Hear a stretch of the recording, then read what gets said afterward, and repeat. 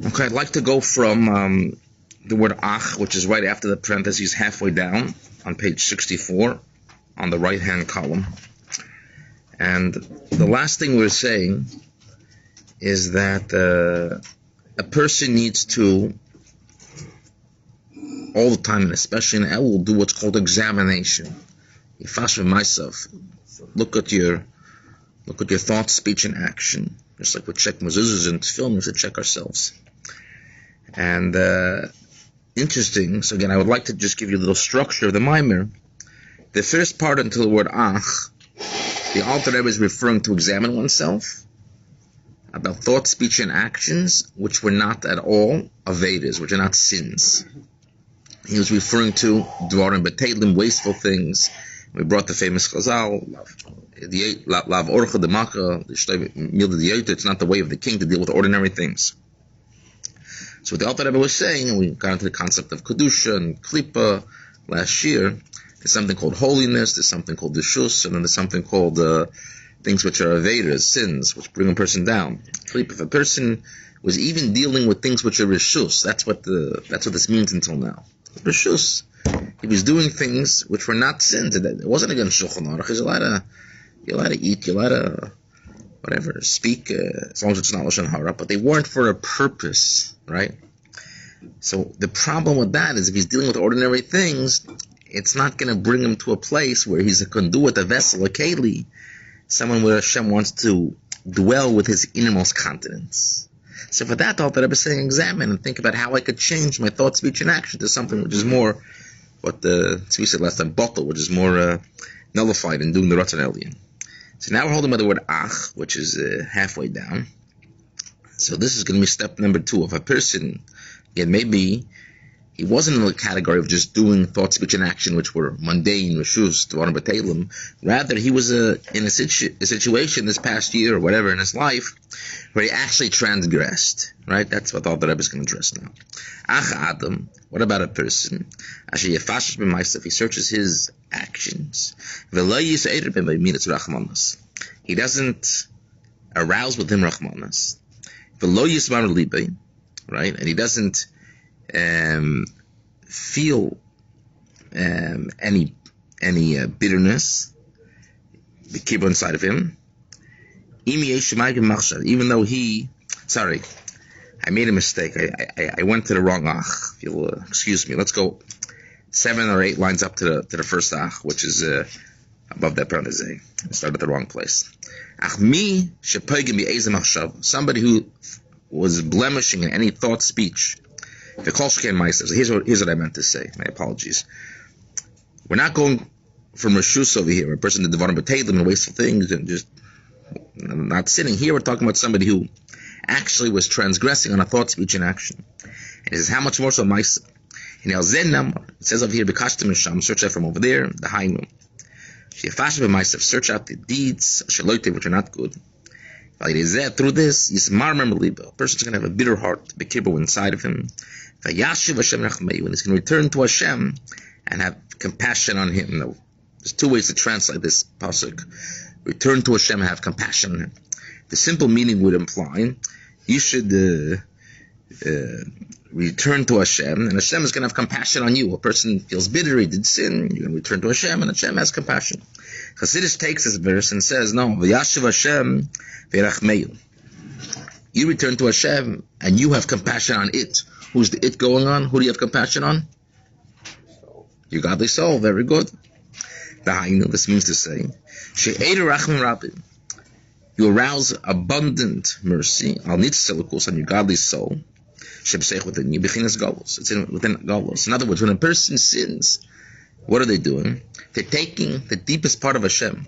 We're going to learn later on in the year Tanya that a yid is a chelik al kamim mamash, piece of Hashem literally, and he puts it, this piece of himself, his purest, deepest part, in a goof, in a physical body.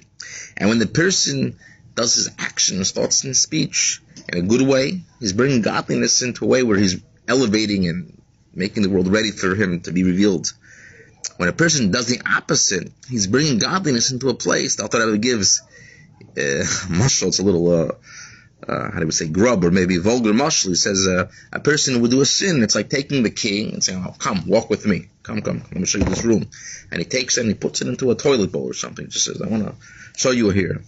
So the Alter Rebbe is saying, it's not my mashal, it's his, that a person, if he did a sin, then he has to have bitterness from this. Now, what's the concept of bitterness, right? There's two concepts brought down which were very similar but very, very different also. There's something called meridus, which is bitterness, and there's something called atzvus. Atzvus is, we could translate depression. What's the difference between meridus, bitterness, and atzvus, depression? Ever heard these things? Bitterness is meridus, and atzvus is depression. Now, I'll give you, just to start you off, they both come as a result of not performing the way you're supposed to perform. A person was supposed to get something done, right? The normal healthy thing is that it should bother you if you didn't do the right thing, right? What's the Yeshiva Torah do when you don't perform? What's he like to do? Anyone know? A little secret. What? It's like one of the main needs people have. Like people need food. It's not. I didn't say this. Rabbi Tversky said this.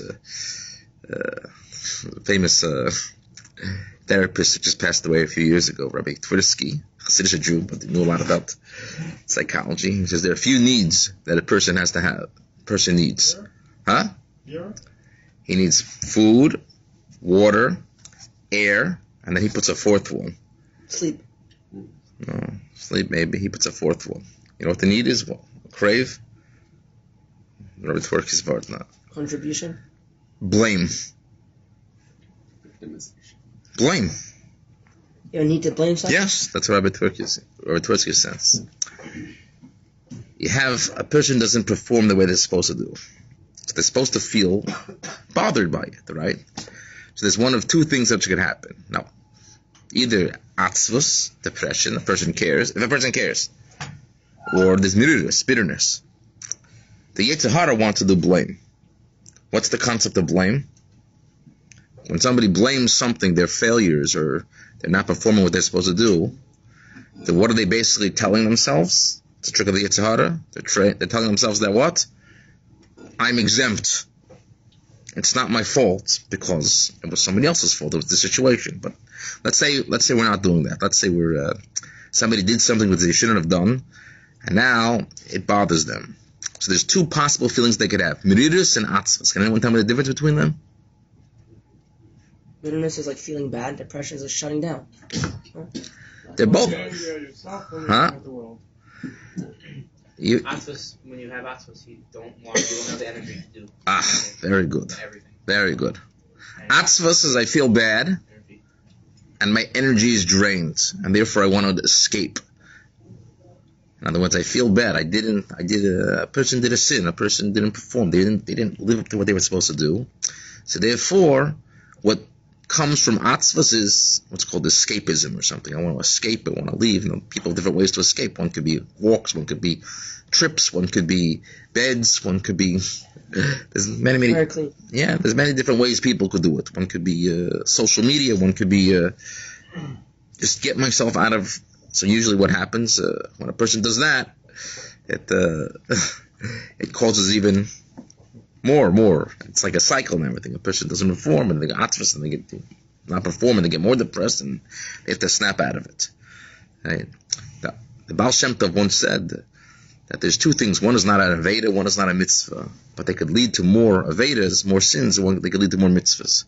What's not an aveda, but could lead to more avedas? Anyone heard this word from Baal Shem Tov? What's not a sin, but could lead to a lot more sinning? Heard this?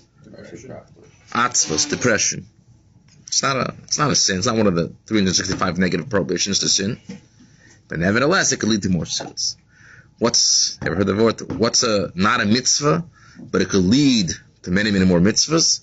Happiness. Happiness is good. Mikvah. The Baal Shem Tov said mikvah. Going to the mikvah. The Baal Shem... Yeah, I realize it. The Baal Shem Tov going to the mikvah. It's not a mitzvah for a man to go to the mikvah, except for you go out of Yom Kippur. But normally, it's not a mitzvah. Going to the mikvah, even though it's not a mitzvah, could lead to the performance of many, many more mitzvahs. And atzvahs could lead to the cause of many, many more avedas. Okay, so we discuss atzvos. Meridas is what? I want to translate as bitterness. A bitterness I didn't perform, and therefore I feel something, I feel bad, and I want to change. In other words, I want to say it's healthy. You know what? Today I messed up. Today I didn't do what I was supposed to do. Chassidus would say, Morgen wird sein gar anders.